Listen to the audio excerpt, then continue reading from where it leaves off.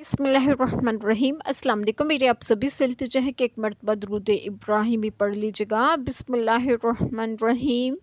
اللہم صلی علی محمد وعلی آل محمد کما صلیت علی ابراہیم وعلی آل ابراہیم انک حمید مجید۔ اللہم بارک علی محمد وعلی آل محمد کما بارکت علی ابراہیم وعلی آل ابراہیم انک حمید مجید۔ بسم اللہ الرحمن الرحیم۔ اور اگر تمہیں اندیشہ ہو کہ یتیم لڑکیوں میں انصاف نہ کرو گے تو نکاح میں لاؤ جو عورتیں تمہیں خوش آئیں، 2 اور 3 اور 4۔ پھر اگر ڈرو کہ 2 بیویوں کو برابر نہ رکھ سکو گے تو ایک ہی کرو، یا کنیزیں جن کے تم مالک ہو، یہ اس سے زیادہ قریب ہے کہ تم سے ظلم نہ ہو۔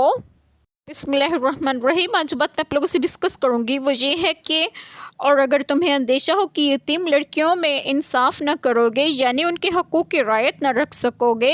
آیت کریمہ کے معنی میں چند قول ہیں۔ ایک قول یہ ہے کہ پہلے زمانے میں مدینے کے لوگ اپنی زیر ولایت یتیم لڑکی سے اس کے مال کی وجہ سے نکاح کر لیتے، باوجود یہ کہ اس کی طرف رغبت نہ ہوتی، پھر اس کے ساتھ معاشرت میں اچھا سلوک بھی نہ کرتے اور اس کے مال کے وارث بننے کے لیے اس کی موت کے منتظر رہتے۔ اس آیت کریمہ میں انہیں اسے روکا گیا۔ ایک قول یہ ہے کہ لوگ یتیموں کی ولایت سے تو بے انصافی ہو جانے کے اندیشے سے گھبراتے تھے اور زنا کی پرواہ نہ کرتے تھے۔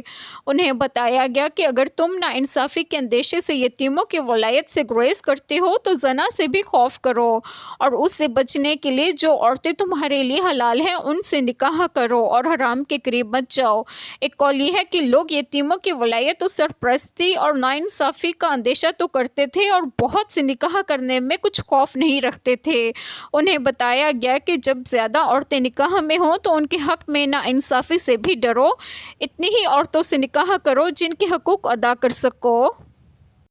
عکرمہ نے حضرت ابن عباس رضی اللہ عنہما سے روایت کی کہ قریش 10 بلکہ سے زیادہ عورتیں کرتے تھے، اور جب ان کا بار نہ اٹھ سکتا تو جو یتیم لڑکی ان کے سرپرست میں ہوتی تو ان کے مال خرچ کر ڈالتے۔ اس آیت کریمہ میں فرمایا گیا کہ اپنی استطاعت دیکھ لو اور 4 سے زیادہ نہ کرو تاکہ تمہیں یتیموں کا مال خرچ کرنے کی حاجت ہی پیش نہ آئے۔ مسئلہ اس آیت کریمہ سے معلوم ہوا کہ آزاد مرد کے لیے ایک وقت میں 4 عورتوں تک سے نکاح جائز ہے، خواہ وہ آزاد ہو یا باندھی ہو۔ مسئلہ تمام امت کا اجماع ہے کہ ایک وقت میں 4 عورتوں سے زیادہ نکاح میں رکھنا کسی کے لیے بھی جائز نہیں سوائے رسول اکرم صلی اللہ علیہ وسلم کے لیے۔ یہ آپ صلی اللہ علیہ وسلم کے خصائص میں سے ایک ہے۔ ایک حدیث مبارکہ میں ہے کہ ایک شخص اسلام لائے، ان کی 8 بیویاں تھیں، آپ صلی اللہ علیہ وسلم نے فرمایا ان میں سے 4 رکھنا۔ مسئلے سے معلوم ہوا کہ بیویوں کے درمیان عدل فرض ہے، سب حقداری میں برابر ہے، سب کے ساتھ یکساں سلوک اختیار کرو۔